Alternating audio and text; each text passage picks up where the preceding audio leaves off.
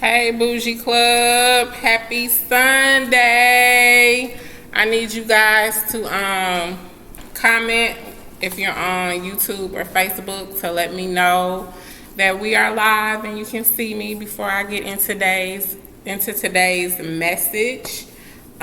Today is gonna be part 2 of being a bra. This is gonna be a convertible bra series. So last week we said that bra was boldly reinforcing another woman's awesomeness. So this week we're talking about how to lift each other up, girls. Hey Miss Hill Allen, hey Miss Carlise. So we're gonna have another bra conversation. So we're gonna remix it a little bit and talk about bravely reinforcing your own awesomeness, because I really feel like until you work on you, you really can't be a benefit to anybody else. And this was a lesson that I had to learn. I'm speaking from experience, and I've shared, you guys, my mirror conversations that I had to have for myself. And learning to be your own bra, learning to love yourself is a process. It takes time.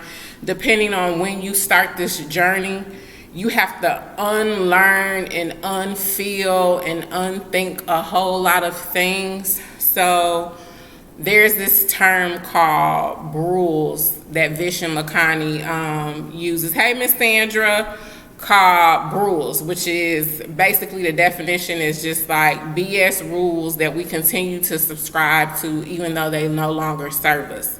So I'm gonna kind of show you how this all works. So in being a bra, I want you guys to first start focusing on yourself and learning how to love yourself, learning how to forgive yourself, learn how to give yourself permission. Learn how to see yourself from your own eyes and from the eyes of unconditional love, like God sees you, versus viewing yourself from another person's perspective. Yesterday, Diamond was over here and I had my sister on the phone, and my sister was on speakerphone, and we were just, chit-chatting, having a girls' conversation. And my sister commented about Diamond's shape, because she has a really nice shape. And she was saying, my sister used to be shaped like that. And y'all know old ladies always have, them reminiscent days. But girl, back in the day, I used to be a brick house. I was a Coca-Cola bottle, and I was. And then life happened. And I can't blame it on my kids, because I snapped back after both of them. But after a series of traumas, there became a point where the trauma started winning. I could no longer mask some of the things. I'll just be honest with you all. I participated in some behaviors and some activities that were pacifying, if you will. And y'all, I got good clearances, so I'm not telling you nothing that the government doesn't know. So when I was younger, I smoked weed, I drank, I started going out to the club. Ooh, Lord, y'all, my mama watched these videos. I started going out to the club at 15. She didn't know that. She was probably somewhere at a revival, and I was sneaking off. And I remember the first time I went to a club, one of my mom's friend's daughters took me and her niece, which was my friend, out to a bar. And it was like off in the sticks, and we, at 14, 15, we at the bar, and we having these older men, come on to us, buy us drinks. Now, it was different because this is like the 90s, you all. So the laws weren't as much as they were. But I'm telling you this because parents, I am not naive to think that my children don't do things that I would prefer them not to do. But I know that there will be things that will never intentionally let me know how to do. Like, I'm exposing myself to my mama, but she finna be 80 years old in a couple months, so I can think she can handle it. But at that particular time, at 15, at 16, at 17, at 18, at 19 years old, I did not consider the advances or the attention from older men as I now understand it to be. I didn't understand that these men were pedophiles, and that there was something wrong with them, and that attention was inappropriate. At that particular time, I had, I'm darker. I've always been dark. So, my nickname growing up was Juice, because the blacker the berry, the sweeter the juice. So it kind of had a negative connotation. So when your self-esteem is low and your self-perception is low, and then you have this person who's giving you attention, even though it's inappropriate and negative in those moments, you don't see it as that. And so, you kind of welcome it. So it was cool. Like, these older guys looking at me, I must really be this or be that. And so I'm getting naked with y'all again in order to help someone. So maybe you can have a conversation with your daughters, and maybe you can share the videos with your daughters. People often say I'm too honest with my kids, but I didn't want them to not understand the why of why I was telling them some things. And so based on the choices that I made from not being able to see myself, I experienced a lot of trauma, and I really never would have articulated it as trauma before now. I was having a conversation with one of my cousins, a male cousin, and we were just talking and reminiscing, and he was like, "Dang, girl, I forgot you had went through all of that trauma."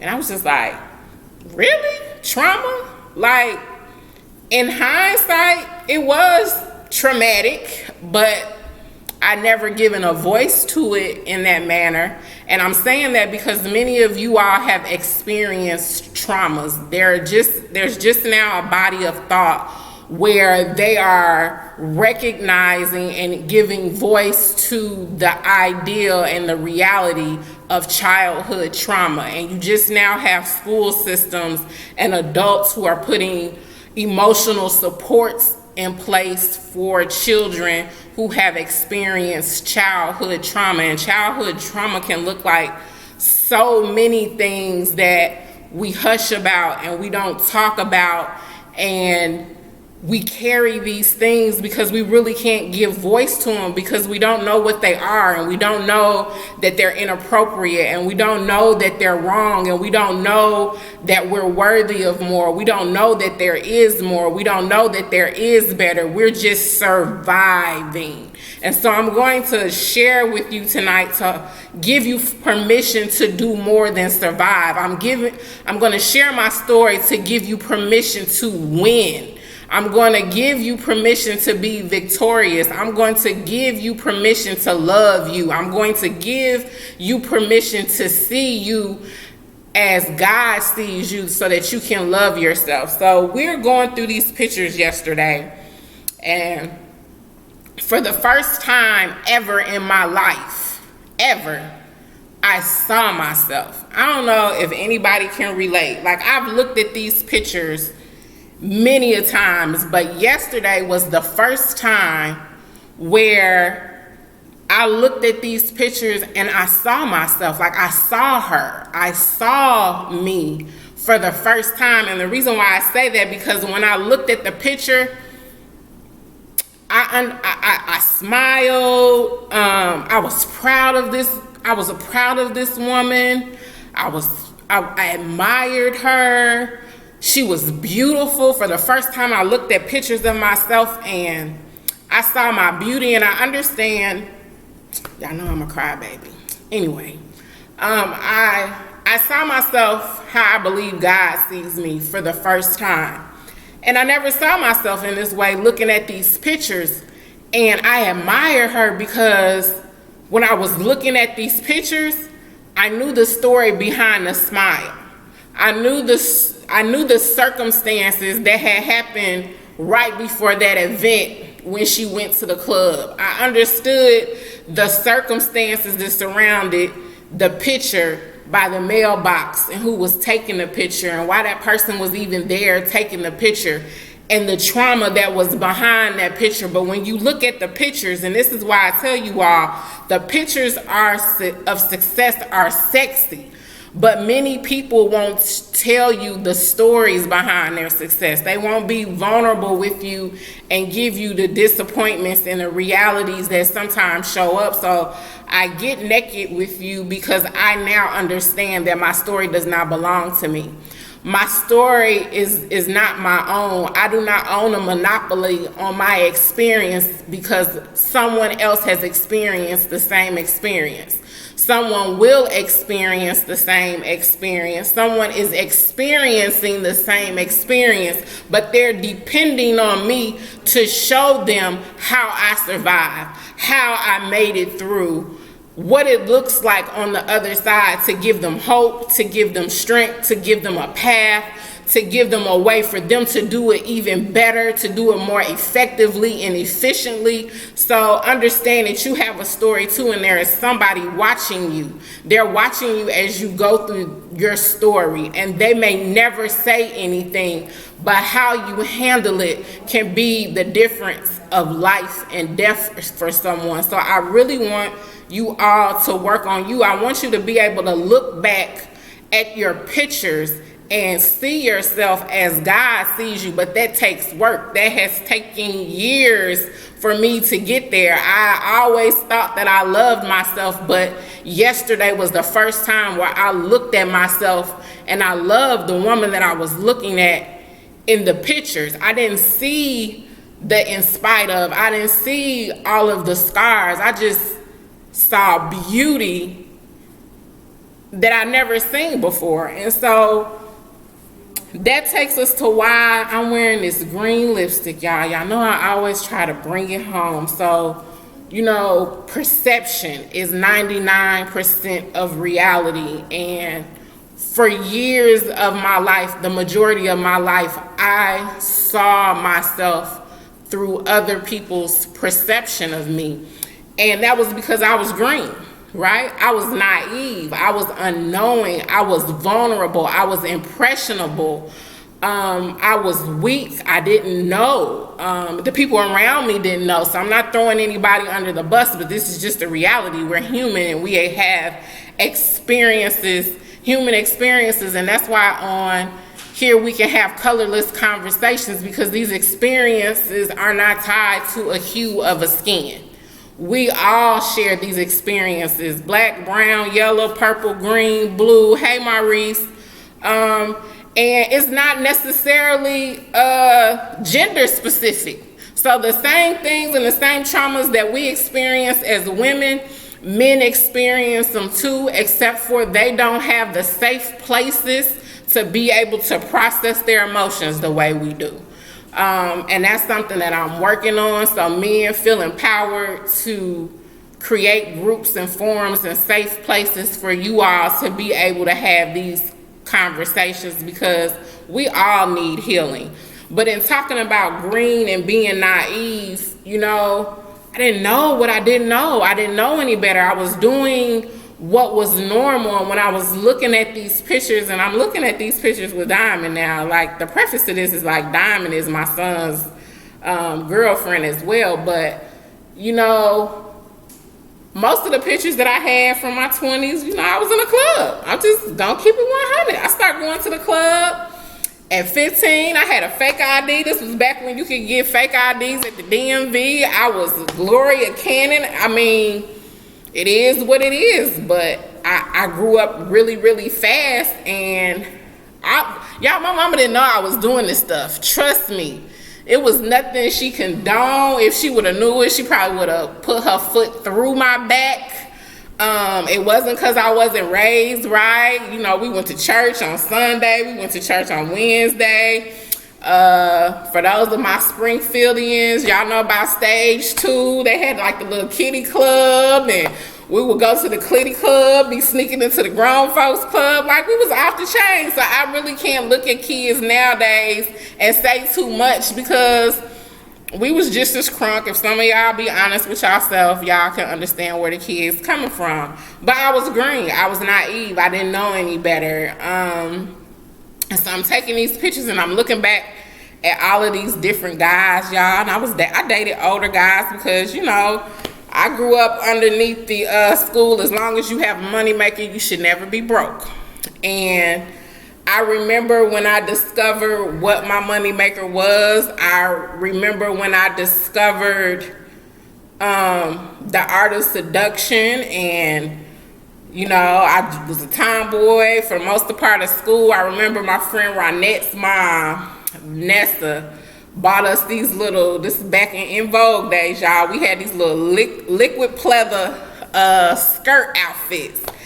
And that was the first time I had wore like a skirt out to the club, and then the attention that I got. Now, mind you, you got to think of the background, and this is why I always try to encourage my girls, and I tell my girls how beautiful they are all of the time, because those compliments were nothing that I was accustomed to. And so when I was raising my girls, I wanted them to be accustomed to certain things so that the world could not tempt them with the things that they were lacking from at home. And one of those things was their self-perception, because I never really had that. You know, I had braces, so I was trap jaw. I was dark, so I was blacky. I had, you know, I always had a big butt, and so somebody was always trying to put me in a girdle and tell me to quit walking like that. And so there was a lot of negative connotations behind my self-image. So the attention from men was something that I liked. It was something that I was desiring. And you know, we grew up in poverty, so the dope boys was the ones that had the money and,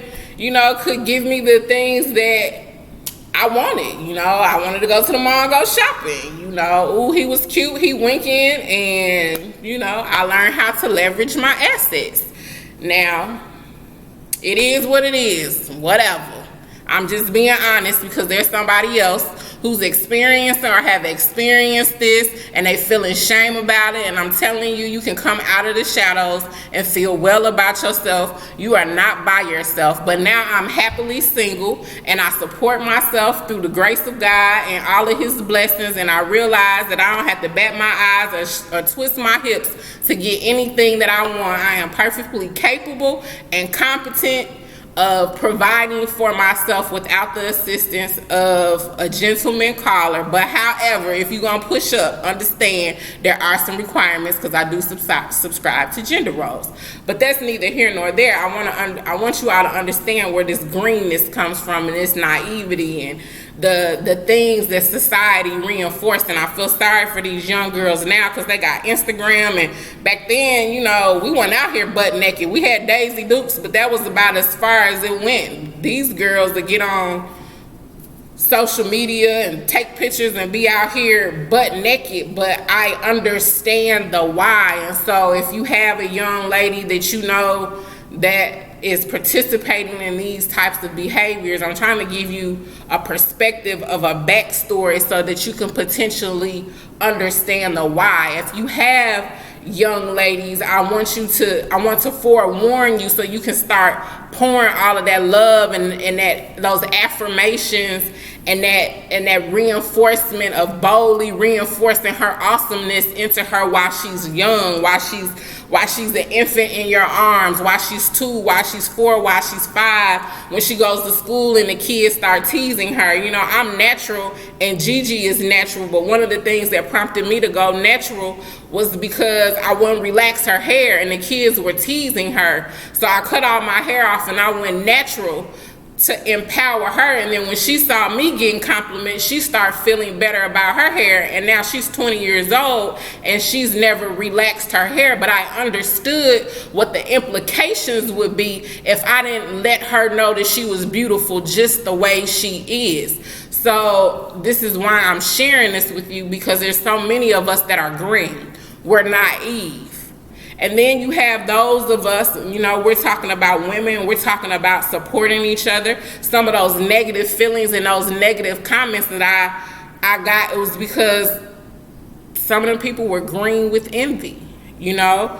They were jealous. They didn't know how to give a compliment, because nobody really teaches us how to give compliments. Hence the whole creation of the Bougie Club. You know, for me, bougie was a very negative word because people will call me this, and I just decided to own it and make it an acronym that is okay. If I'm bougie, yes, I'm bold, I'm outspoken, I'm unapologetic, I'm goodwill, I'm inspiring, and I'm gonna be epic every day. But you all I founded a Bougie Club in 2016, so I was born in 1977, so it took me years to get to a place where I could own my greatness, where I could own who I was, before I could voice my independence. But it took me doing work on myself before I could do that. So I cannot tell you all to support each other if I don't show you how to love on yourself.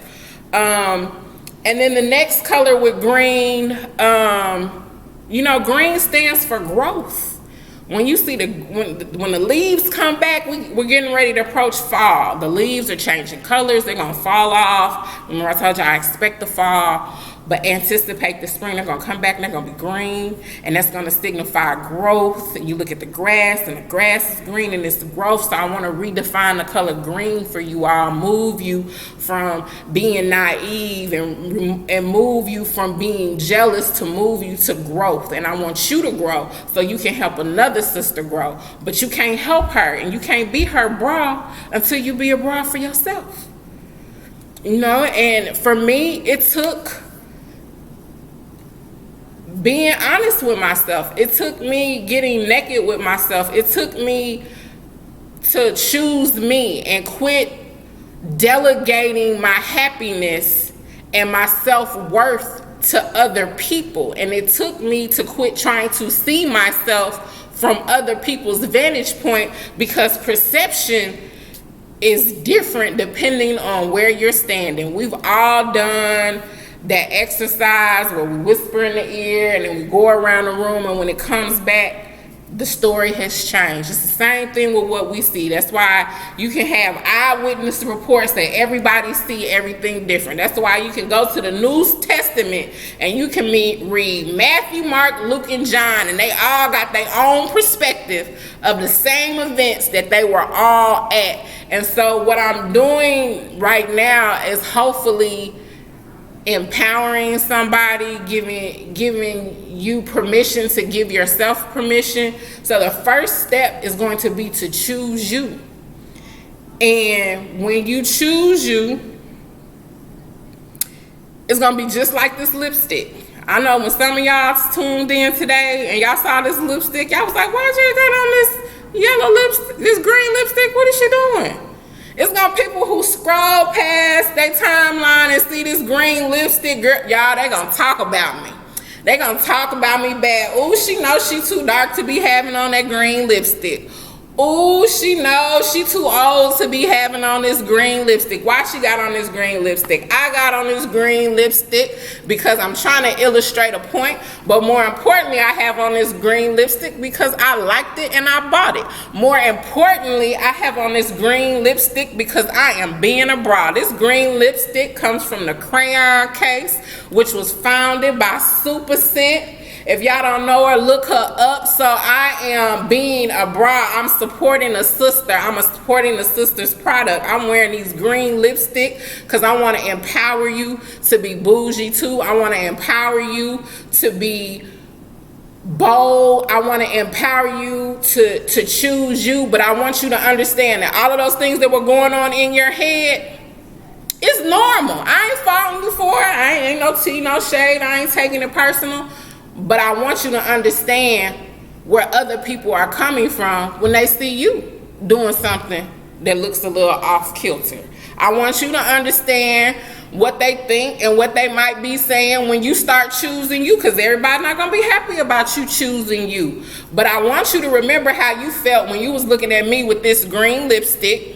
And then I want you to decide that you're not going to be that person towards another woman anymore. I want you to think outside the box and have a different perspective and say, maybe she has on that hot pink lipstick because she's being a bra. Maybe she has on that ugly dress because she's being a bra. Like you don't know anybody's backstory and it's perception, but I want you to get to a point where you can just see people in a place of love, but you have to start being able to look at yourself and love yourself. Not only love yourself now and who you are, but appreciate the journey from who you were to who you've become, because we have to honor the little girls and the young women who created the women that we are today. And so until you can honor your past, until you can appreciate your pain, you're not going to be able to help the next sister. You have to understand that all of those things that you went through were not for you. They were to get you to something that you had prayed for that you've probably forgotten about.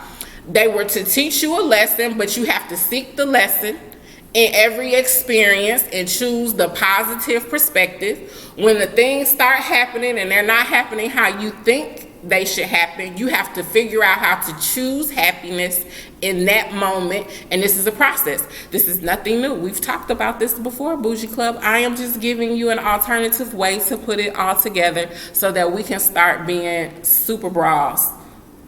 I want you to understand that when you start choosing yourself, people are going to look at you different. Now, this is the thing about choosing yourself. You don't have to give anybody notice. You don't. Really, you don't. Now, if you're in a relationship, I want you to honor your relationships. Don't be talking about you choosing you and be talking crazy to your husband or your wife and they don't know where you're coming from. I think that when you're in those type of situations, it warrants the conversation, because you just can't be going all the way left, especially if you all have agreed upon some things. When I chose to choose me, it was at a pivotal point in my life where I had just left the relationship, and I left the relationship because leaving the relationship was part of choosing me. I don't regret the relationship. I'm grateful for the relationship. I love the best way that I knew how in that relationship, but in working on myself, I realized that I could have loved a whole lot better, but I was green. I didn't know. It took me stepping away and growing in order for me to realize that even though I was loving with all I had, I wasn't loving the best that I could, but I was doing the best with what I had. So if I had to choose all over again, I would not get in that relationship again, but I didn't know then what I knew now. And so I want you to understand that the things that you're going through and your experiences are purposeful and intentional. And while you're going through it, you might feel like you're brown grass. You might feel dead. You might feel hopeless.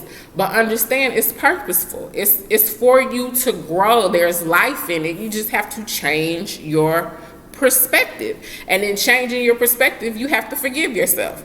I've told y'all this story a whole lot of times. Remember, I was doing my mirror exercises and I was forgiving so-and-so for so-and-so and so-and-so. And I was forgiving so-and-so for so-and-so and so-and-so. And then after about 2 months into this process, I realized that they didn't need forgiving. It wasn't the other people that needed forgiving. I needed to forgive myself.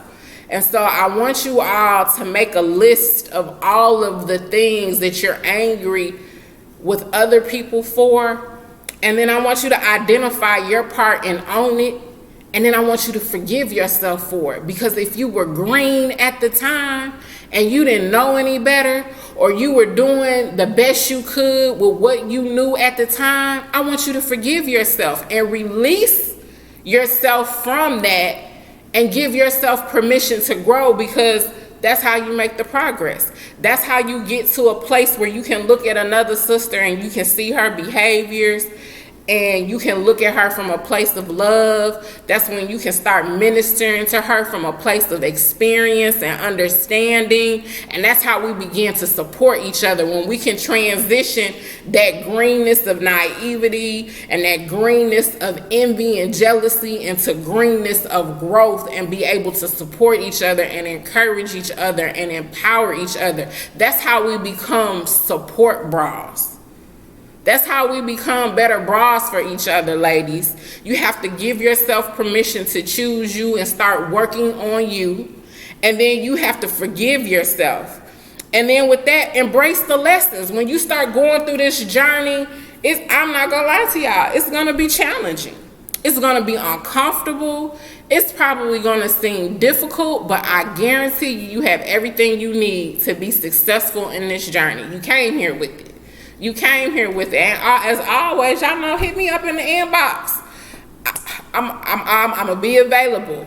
Now, mind you, I don't have Facebook on my phone still. So it might take me a little while to get to you because, I don't have Messenger. But I'm going to see it in the inbox. Reach out. Say something. Holla at your girl. I got you. It's the process. This is the process. A process does not happen overnight. It's going to take time. I want you to forgive yourself if you relapse. I started off real good. Even now, there's days where I do real good, and there's days where I fall completely off. And you know what? I have to forgive myself. Sometimes I don't forgive myself to the next day. Sometimes I have to forgive myself afterwards. Sometimes I forgive myself in the moment. But I understand that I am not perfect. I do not pretend to be. That's why I get on here and tell y'all all my business. Because I don't ever want you to look at me and think that I always have it all together. I do not. Sitting here making a decision to get on here with some green lipstick, I went back and forth, and Diamond was like, it's fine, Jay, you look cute. So even still now, after coming on live with you all for 2 years, I still struggle with, do I look okay? Diamond raised the camera up. I feel like I look too fat. So I'm still struggling. I don't want you all to think that I'm not struggling, but it's the process. And I want to encourage you to start loving on yourself. So when you start looking back through your photo albums and you see pictures of yourself, you can be so in love with the former you as the current you, that together you all can look forward to the future you. And in doing that, you can be a better bra, y'all. I want you to bravely reinforce your own awesomeness so you can boldly reinforce the awesomeness in another woman. Because we got y'all. Now, fellas, I know I'm talking to the ladies and y'all don't wear bras, but, y'all can support each other too. Y'all have to come up with your own thing because I'm not going to pretend to understand you all's struggles at all.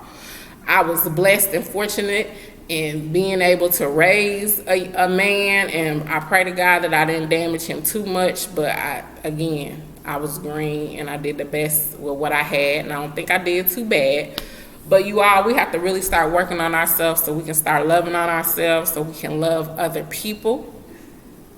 I want you to work on choosing you, even though there's going to be lots of people that don't appreciate it. I'm just forewarning y'all. I'm not going to sell you no moonbeams and rainbows. There's going to be some people that are upset about you choosing you. They're going to try to guilt you and make you feel bad about it, and you're going to relapse and you're going to renege on what you said. Then you're going to feel bad about it, but I want you to get in the mirror and forgive yourself because this is new. You still green at this. Just give yourself time. You're going to grow into it. And I want you to forgive yourself. I want you to forgive yourself for everything. Forgive yourself. Forgive it and forget it. Remember I told you all I had that experience with seeing my birth father, and he now has Alzheimer's, and the poor child can't remember any of those things that he had done in my past that was trauma that I was holding on to. Hey, birthday twin. Hey, Miss Juliet. And then I want you to embrace the lessons. I want you to look at all of those things that you have experienced that you thought were so bad, and I want you to find the lesson in it. Forgiving yourself, find your lesson in a bad relationship. Find the lesson in, the purchase that you thought you shouldn't have made now. Given the information that we have at the time, we make the best decision based on the information that we have.